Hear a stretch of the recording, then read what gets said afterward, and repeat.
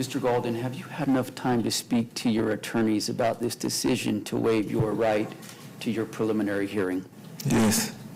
All right, do you understand that the standard at a preliminary hearing is a much lower burden of proof that the government would have to meet than at trial? So instead of proof beyond a reasonable doubt, it's a lower burden of proof, which is there a reasonable belief that a crime was committed by you? And the court has to view all the evidence that it would receive in a light most favorable to the government, to the prosecution. Understanding that legal standard and having had discussions with your attorneys, do you hereby waive your right to your preliminary hearing? Yes. All right. The court finds that Mr. Golden has knowingly and voluntarily waived his right to his preliminary hearing. He will be bound over for trial on all the charges set forth in the information, the charging document in this case. NBA Youngboy may have one of the more impressive resumes when it comes to getting arrested. His current legal situation involves multiple layers of charges across state and federal jurisdictions, with the latest key development being his agreement to plead guilty to a federal weapons charge in Utah. Not just that, but Youngboy has been under house arrest in Utah while awaiting trial in Louisiana after facing over 60 felony counts related to a large-scale prescription fraud ring. If anyone around him is happy, it's most definitely going to be his lawyer, since he seems to be unable to keep himself out of legal trouble. Kentrell Golden was born on October 20th, 1999, in Baton Rouge, Louisiana. Golden broke his neck while wrestling as a toddler, the injury requiring a head brace until the spine healed. The brace left permanent scars on his forehead that are a part of his trademark look. Golden was raised mainly by his maternal grandmother, due to his father being sentenced to 55 years in prison. He dropped out of 9th grade and told his mom he wanted to focus on his music career and was soon arrested for robbery and sent to a detention center in Tallulah, Louisiana. There, he began writing lyrics for his debut project. After he was released from the detention center, Golden's grandmother died of heart failure, and Golden moved in with his friend and fellow Baton Rouge rapper, NBA 33. The two then used acts of criminality to begin to pay for studio time. Golden first began producing music with a microphone he bought from Walmart when he was 14 years old. He released his first mixtape, Life Before Fame, in 2015. Golden announced his debut studio album, Until Death Call My Name, in January 2018, shortly after signing a joint venture deal with Atlantic Records. It was here that his music career really started to take off, and he started making hits that made it on the Billboard Top 100 and being featured on other charts as well. Then, in September of 2020, he released his newest album, Top. The album debuted at #1 on the Billboard 200 and became his third #1 album in under 1 year. In 2015, Youngboy caught his first ever charge.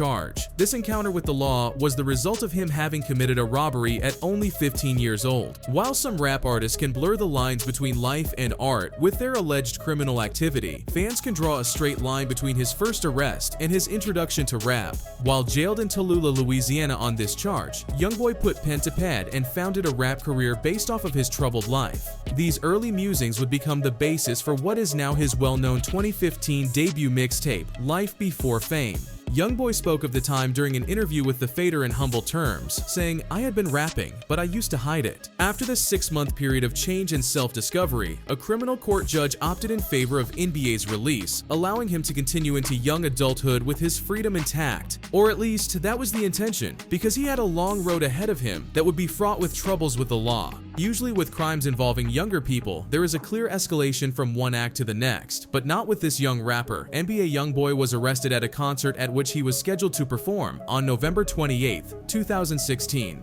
The arrest in Austin, Texas arose over law enforcement's belief that Youngboy wildly fired guns into a crowd via drive-by just weeks prior in Baton Rouge. The arrest occurred at an exceptionally unfortunate time for Youngboy, who had just turned 17 and was thus eligible to be tried as an adult. Prosecutors were able to paint a vivid picture of possible punishments enough to overcome Youngboy's recalcitrant mindset, as he not only paid a post-conviction bail of $50,000, but also accepted a deal to plead guilty and comply with officers in exchange for a less severe prison sentence. Having been charged with 2 counts of attempted first-degree murder, Youngboy got off with a steal of only 9 months behind bars and 3 years of probation. A slap on the wrist compared to the maximum of 40 years imprisonment he could have received under Texas state law. The prosecutorial financial reasoning is not fully known at a public scale, so it is undetermined if how much NBA Youngboy helped prosecutors by providing information on two of the other alleged shooters in the drive-by. Despite the groundbreaking success of tracks like Untouchable, NBA Youngboy was arrested on a fugitive warrant for having sought to evade arrest on charges of weapons possession, kidnapping, and assault. The latter two charges pertained in part to an incident recorded in a hotel hallway, which depicts Youngboy physically ABing his girlfriend, Jania Jackson, then dragging her into a hotel room. NBA Youngboy only remained in jail for 1 month until he paid his $75,000 bond. He took to social media when the video was first published, saying the two were only playing, but the public discourse on the matter remains divided. After 2019, it honestly felt that NBA Youngboy had taken the hint and gotten himself back on the straight and narrow, and that would appear to have been the case until September of 2020, when police did a contraband check on him and he got busted.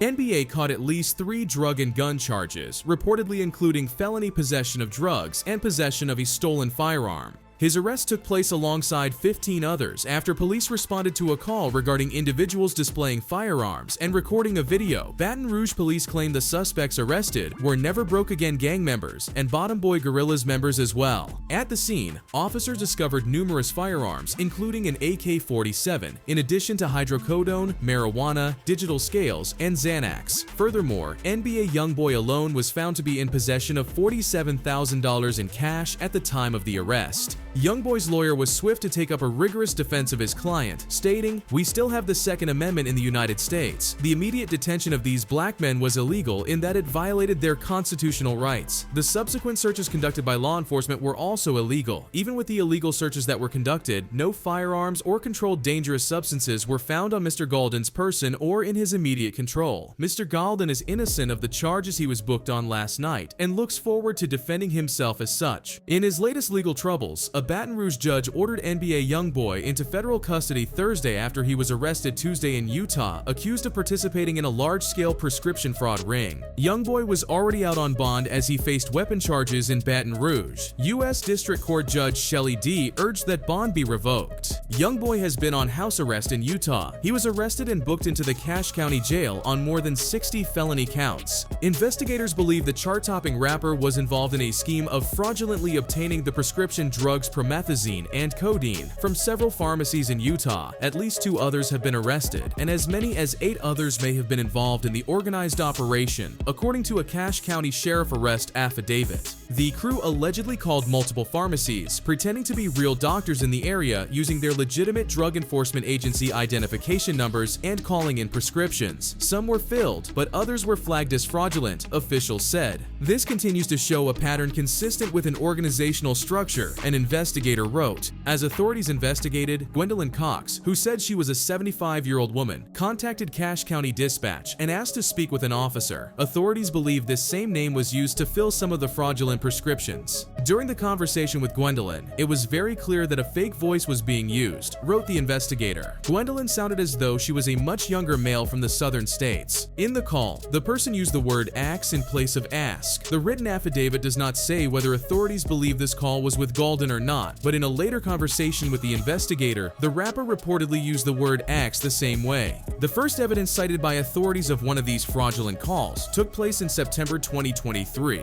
On Tuesday, authorities arrested Gaulden and searched his residence. According to arrest documents, they found multiple prescription bottles of promethazine with codeine. Gaulden also said he had no knowledge of his associates picking up any fraudulently placed prescriptions. In total, Gaulden faces 20 counts of identity fraud, 20 counts of procuring or attempting to procure a prescription drug, 20 counts of forgery, and 1 count of drug possession, 1 weapons count, and a count of a pattern of unlawful activity.